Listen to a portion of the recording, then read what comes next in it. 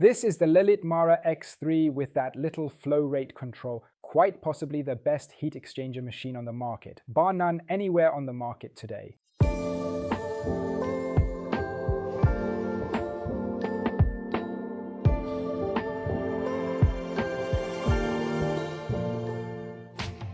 Really great to have you here for this slightly shortened version of our full review of the Lelit Mara X3 that we've been examining over the past few months. We really put it through its paces, ran our full test protocol, and produced a comprehensive, very detailed review video as well. This is going to take more than half an hour again.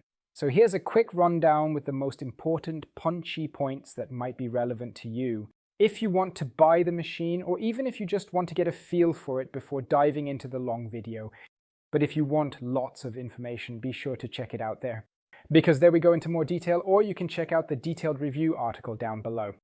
So what kind of machine is this? It's essentially a heat exchanger unit, and we've already made a few videos about heat exchangers and have asked whether they're still really relevant today. And of course there are arguments against it, but there are also arguments in its favor. It's a relatively cost-effective design. There's always a fixed boiler, in this case a 1.8 liter steam boiler, and it's run through by a pipe. The pipe leads here at the front to the E61 brew group, and this pipe, or rather the water in the pipe, just heats up because it's sitting in there really. So you only need one boiler, just one heating element, and that's obviously handy. But it's also quite apparent, or at least easy to deduce, that this of course affects the temperature, and this machine too is subject to these very effects. You can get the machine exactly up to the right temperature. That takes about 24 minutes overall until you're at the right brew temperature. And then you're also in the range for the first two pulls.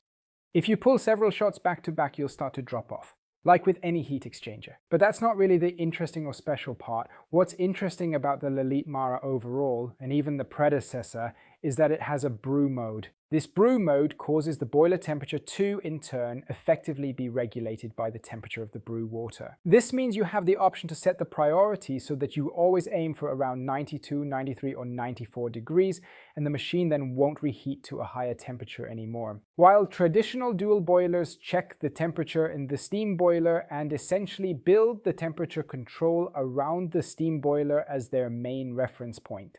And that means they end up getting too hot, especially when paired with the E61 brew group. So this mode where you can say I am in brew mode, not in a steam mode or a mode with lots of steam, that is certainly a very cool feature and has been implemented exceptionally well. That was already on the previous model, but that's not the new part. What's new and exciting is this little lever.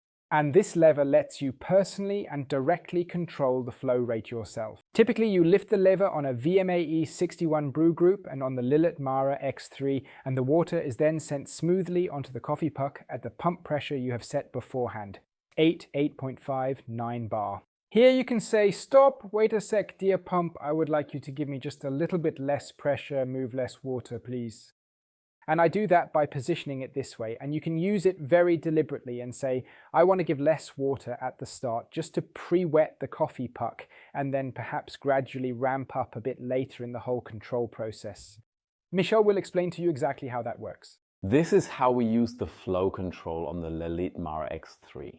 All the way forward, if you picture it like a clock, at 3 o'clock it's full flow at 6 milliliters per second.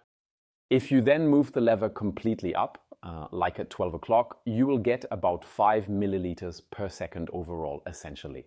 And if you move it to the other side, say at 9 o'clock, rotating it another 90 degrees, then you're at roughly 2.5 to 3.5 milliliters per second or so. We'd recommend starting at about 10 o'clock. That puts you at roughly 3.5 to 4 milliliters per second, and then it takes around 9 to 10 seconds to wet the whole coffee puck in total. And that generally works well for a lot of coffees, helping to bring out a bit more complexity and to add a little more overall body. So why is that cool? It lets you, on the one hand, get closer to the coffee. You can literally say, I don't want to brew it at full flow the whole time. That's not good for it. Or maybe I ground my coffee too coarse and now want to try to save the shot a little bit and attempt to rescue the extraction before it's ruined. So I can deliberately slow the flow mid-shot to still reach a reasonably good target pace or yield, especially to reliably hit the target time as originally intended. And now you could say, yeah, that's not really a proper espresso anymore, or it's just been artificially forced into the right target amount. But we found time and time again that if you do it like that, the espresso still tastes a little bit better. To be honest, you get a much better cup when you take the time to dial it in, specifically by reducing the flow rate to land right in that sweet extraction window. It's far superior to just blasting the water through with excessive pressure and volume, which is exactly what happens if your grind is too coarse or if the puck has channeled. That gives you the chance to tweak shots afterward and above all to deliberately shape things so you reliably and consistently get significantly better espresso pulls. That's great. The foam performance is great too, and that was already the case with the previous model. Also in spray mode, by the way, you've got enough pressure. What's nice, especially for people just starting out with steaming milk and using an espresso machine for the first time, is that you get a good swirl in the milk, which means you can really break up the big bubbles while simultaneously not heating up too quickly at all, honestly. The real advantage here is that it gives you plenty of time to tweak and adjust the settings. That's exactly why we feel the Lelit Mara X is so beginner-friendly when it comes to steaming milk. It makes the whole process enjoyable for everyone, regardless of their experience level. Enjoyable for everyone looking to gain their first hands-on experience with an espresso machine. A few more notes on the machine itself. We think the build quality is solid and we especially like the painted variants. So, not so much the all stainless steel version. We find that the painted finish actually adds a bit more structural stability to the facade, even if you check the knocking sounds, if I'm being perfectly honest. Plus, the edges feel a bit softer and more rounded thanks to the layer of paint. That means everything feels a bit more premium, but you do pay a bit of a premium for it. That quality really runs throughout. Here you've also got the nice wooden handles, the wooden portafilter. It's not the fanciest wood, but it gives the machine a really nice overall touch. And yeah, it ties it all together and is definitely fun. Same goes for the accessories, especially the tamper. It sits perfectly flush, features the same wood grain, and matches the machine beautifully.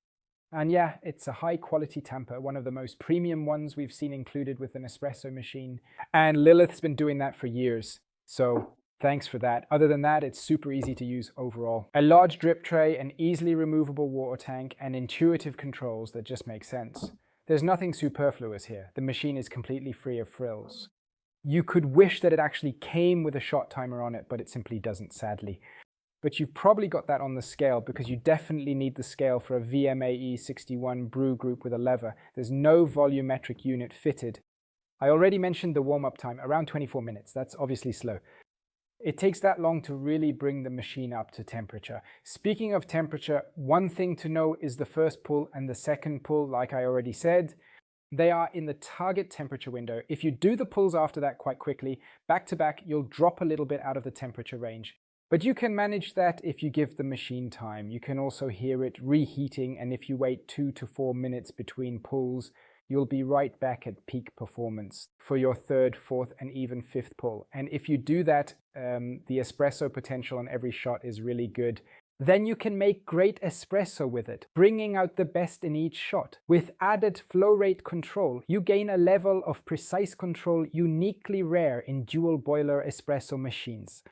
Whether other machines in a similar price range that aren't from that category can do that as well. That's something we talked about at quite some length in the long video.